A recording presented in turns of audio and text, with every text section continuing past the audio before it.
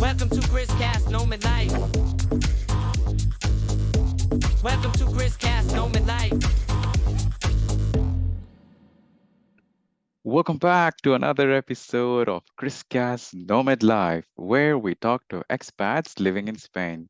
In this episode, we have somebody who moved all the way from Netherlands to Madrid. Usually, you see people moving from Asia or Latin America to Netherlands, but in this episode, you're going to see someone who moved from Netherlands to Madrid. And you might be curious to know why.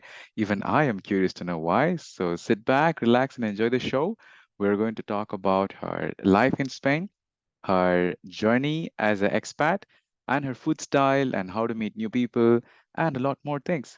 So sit back and relax and enjoy.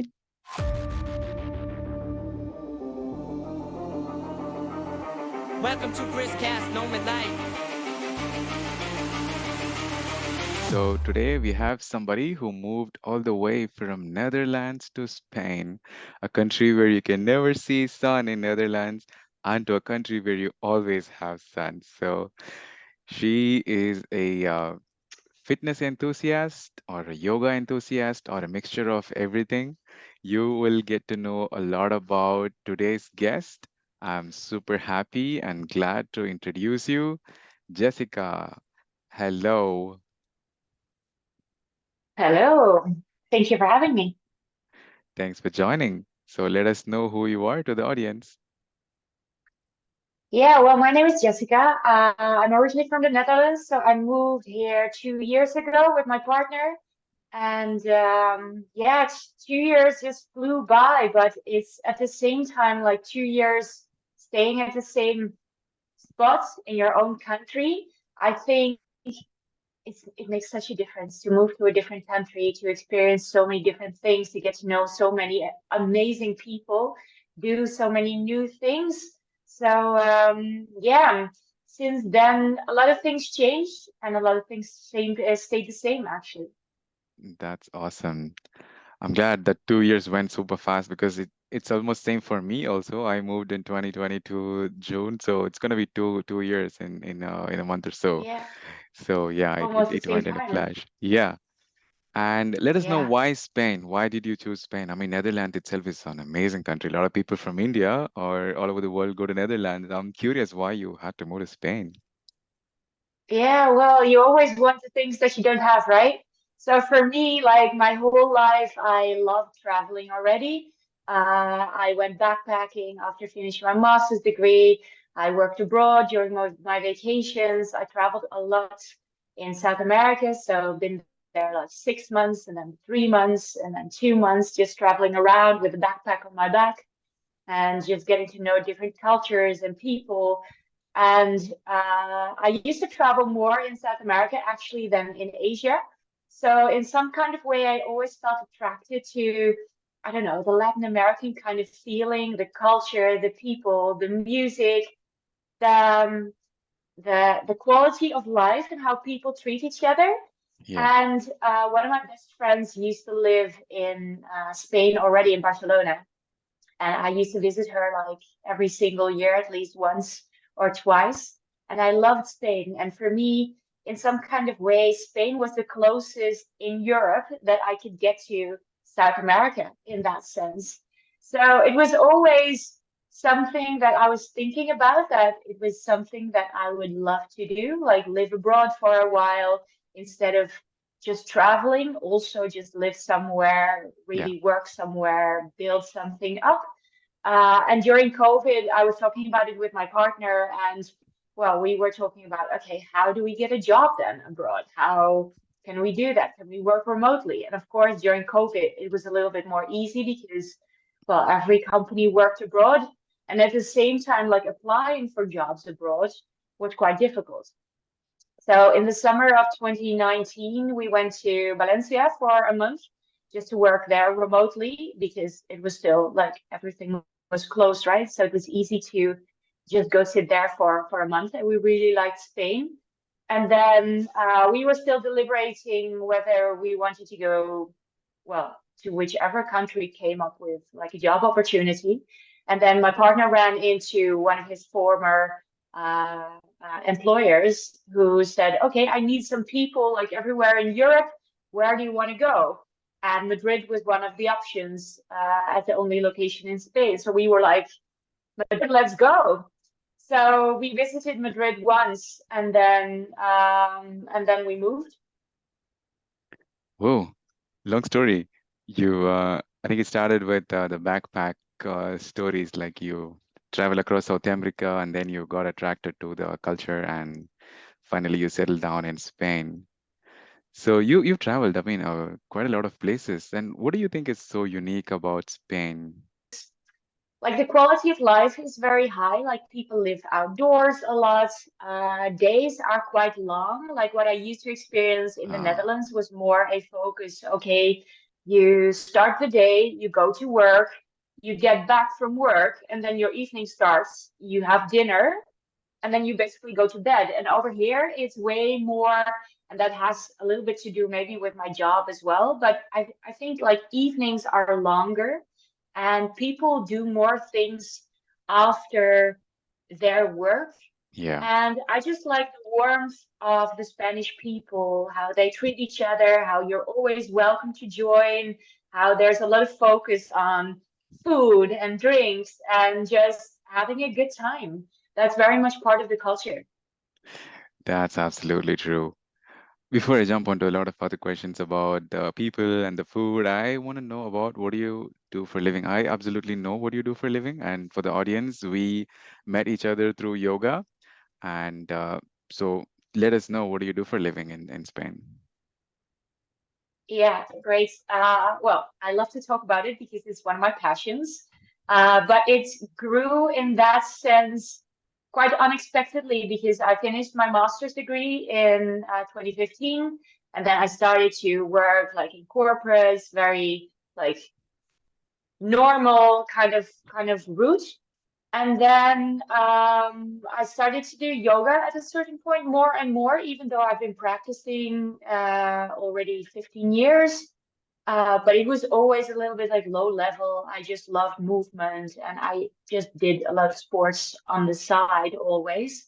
But then I had quite a tough job back in the days when I was doing a yoga teacher training. And the more yoga I did, the more conscious I became of my own body. And that some things that I did in my work life, my Mm, professional life, just didn't feel so good. And yoga really felt very good. So I did a teacher training, not necessarily with the purpose to become a teacher, yeah. but just because I wanted to explore and know more. And before I knew it, like people asked me to start teaching there and start teaching there. And I was like, okay, but at that moment, it didn't go so well with me personally. And I had a heavy burnout when I was 26.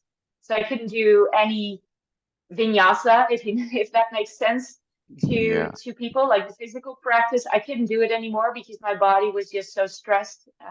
Mm, But that was also the way up again because the more yoga I did, the more I became conscious about like the things that felt good and the things that felt less good. So mm, at the end of the day, that year I quit my job, I ended my relationship, like everything like swapped like 360 degrees. mm, And that grew from that point on very organically. I started working at a wellness center, something completely different because I had to recover from my burnout. And from that moment on, I started to do trainings once in a while. I started to teach yoga more and more, even though I got like another more corporate kind of job as a business developer. But I started yeah. teaching in the evenings a little bit more. Yeah. And then that grew towards strength training, to Pilates training. And right now I'm a full-time personal trainer, yoga teacher, Pilates teacher. And I love to teach groups. I love to train individuals. And like what movement meant to me is that you can really always work on your own personal strengths, on your well-being, on your balance mentally, emotionally, physically. And like age does not matter. Like mobility, flexibility, strength. You can train and become stronger, more flexible at any age. I believe that. What inspires is that you have a complete 360 view on the fitness area. Like you do Pilates and then you do CrossFit and everything. So that I think gives you a more holistic view of people, and different kind of people like different kind of physical activities. So I think that's really good for you, and I'm really glad for that. Talking about teaching in Spain, do you always teach in English or do you speak Spanish? I speak Spanish, but Mhm. not like for teaching, like Ah, not that level. So I started to cooperate more with hotels that have English speaking customers. uh-huh. But I also teach at a yoga studio who has just a few English classes. So I tend to teach those. And then I work with other hotels and with just personal training clients who all tend to speak English as well. And past weekend, I taught my first class, sort of in Spanish actually, because I was Yay. basically forced into a situation. Okay. Even though, like, what's most difficult to me is that I speak basic, okay, Spanish, Yeah. but it's a different vocabulary. If you have to tell people, okay, use this body part, use that body part, okay, feel this, give your get your attention to your mind. How do you synchronize your breath with your movement? Which muscles do you need to engage? Which muscles do you need to relax? And I'm quite vocal in terms of how I express things in my trainings, and I'm just not able to do that in to that extent in Spanish. So I wish I could, but it would be a very functional class, right? Put your right leg forward, raise your arms. That's now my level of Spanish teaching, basically. That's awesome. I mean, most of the yoga classes, they try to copy what the teacher does. But if it's speaking, as you said, you're more vocal, it would be more nice if you get the ideas behind what you do. And I think Exactly. awesome. So could you let us know how to find English speaking yoga classes in Spain, or how to reach out to you, for example, because all of our audience are English speakers. So if you could guide them, it'll be nice. Yeah, well, if you want to have live classes in Madrid and you're looking for English classes, it can be quite difficult. It's nice actually that it's also an opportunity to learn a little bit of Spanish, but at the same time, I experienced myself how frustrating it is if you really want to, well, in a language that you understand, right? So what I'd recommend is there are a couple of studios that offer a few English classes per week. So I just send a few messages or check like the online schedules. What there also is, there are some awesome WhatsApp groups that offer yoga or other events in English for digital nomads or internationals for that matter. It's one of the ways that I met you, right? Yeah. That we offered once per week donation-based yoga in Retiro Park. So wasn't necessarily in a studio, but every week there was a different teacher, and we were offering donation-based yoga classes because not everyone is also able to afford yoga classes, right? So pay what you can. That was the concept, and let's share the practice of yoga and have a coffee later on. So I think that was a very nice concept also to get to know other people. And right now I'm also working like one of the yoga studios. Can I mention names? Sure. Where I work, like I work at Newman Yoga. It's close to Seoul, like in the central heart of Madrid. They offer two classes in English right now, one on Saturdays and one on Tuesday. It's an awesome yoga studio where you really get the yoga vibe. And then there's a hotel close to the city center, right behind the palace as well. It's called the Social Hub, and they have basically digital nomad hubs all over Europe. And they also organize Pilates classes, yoga classes, language classes. I teach their strength training and Pilates, so not yoga. But that's also a great place that all the sessions are in English. So it's very accessible for everyone to get to know people and do some awesome things. Wow, wonderful. I'm definitely going to mention your, Instagram link and the spot where you deliver classes so people can reach out if they want to. And moving on to next question about you just mentioned before about the warmth of the people in Spain, and that's something that I love, and that's what made me stay in the country for 2 years because of the amazing people I met, and both Spanish or international people. I don't know when people come from other country to Spain, they just become more social. They just open up and they want to connect more. And what is your take on that? Well, what I've experienced in general, like since I started traveling also with a backpack, is that it's also like people who want to get out of their comfort zone and go abroad, they tend to have a slightly different mindset, maybe as well. They want to meet people, they want to connect, they want to try different things. And at the same time, they want to feel at home as well. So, um, yeah, I've experienced the same as you did, that in that sense, like the Spanish as well as the other internationals are very open-hearted. Um, I think the Spanish is more in the blood, and for people who move to Spain or to Madrid for that matter, they just everyone wants to feel at home and be social together and have nice evenings. And yeah, so it's a Yeah. complete different experience than student life.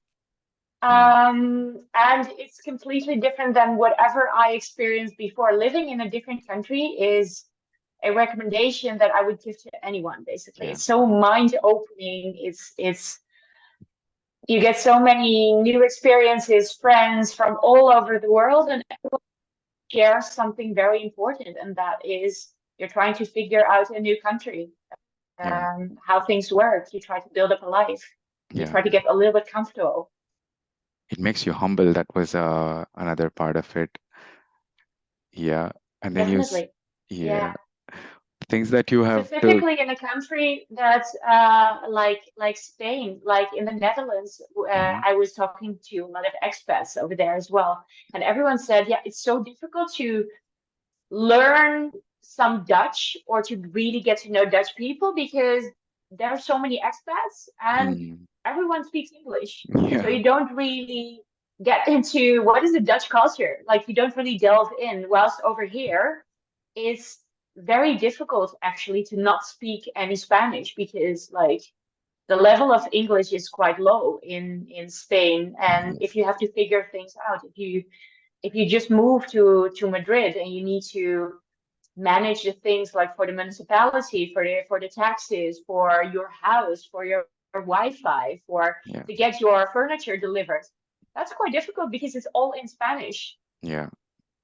That was my follow-up question about how you managed to settle in Spain in the initial days. What are the challenges you had when you moved from Netherlands to Spain?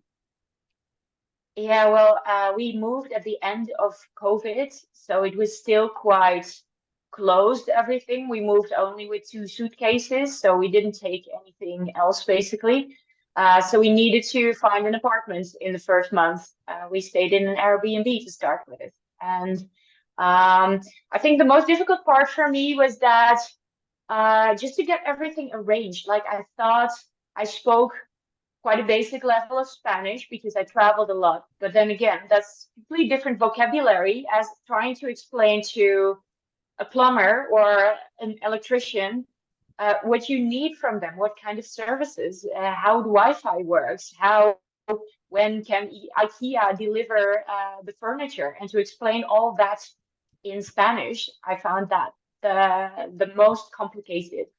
And same for yoga. Like I had been doing yoga for 12 years when I came here. Hmm. And then when I went here to yoga studios, it was all in Spanish. So I had to learn a complete new vocabulary with like legs and arms and where the energy needs to flow and just to get to know people as well.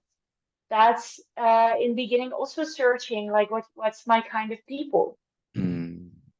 Most of the Spanish yoga classes I've attended, they all say tranquilo.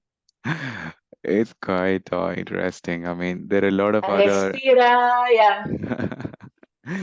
Yeah, you love seeing Spanish people doing that because they speak loud and they you try to put like a different situation for them where there is no noise, let them cool and relax. So yeah, it's fun. It's fun. I know you're also an European. You moved from one European country to another Europe country. And in terms of food, you mentioned that the flavors of food are completely different in Spain. I mean, from I have never tried a Dutch food. I don't know how it is, but you give me an idea about what are the foods that you really love in Spain, and what do you miss in Dutch food? Um, well, the funny thing is that the Dutch culture doesn't really have like a very famous cuisine for that matter. So in that sense, like, what do I really miss? I think I miss like very basic things. Like in the Netherlands, there are very big supermarkets, so you can buy anything that you can think of. So if you have a recipe in mind, you can go to a random supermarket and just find it all. And over here, the supermarkets are a little bit less equipped. So you really got to search for things, and then it turns out that your whole recipe cannot be done because it doesn't work. Whilst at the same time, like the Spanish culture, like the food, like people go out for dinner more, they eat more outside than in the Netherlands. The Netherlands is more expensive as well, so that makes sense that you spend way more, on out in the Netherlands than what you'd spend over here in Spain. So it's easier to also grab a bite outdoors. I eat mostly plant-based, so sometimes that's a little bit difficult because the Spanish food Yeah, is like the traditional tapas is a lot with meat, is a lot with cheeses. So those things I don't eat. But at the same time, like Madrid is such a big city which has so many things to offer that like if you haven't been to Madrid, it's a great city to explore because I think for a lot of people it doesn't pop up in their minds right away to go to Madrid. Whilst like it has so many things, it's got such a beautiful city. The parks are amazing. The streets and the architecture are amazing, and also the food scene and the nightlife.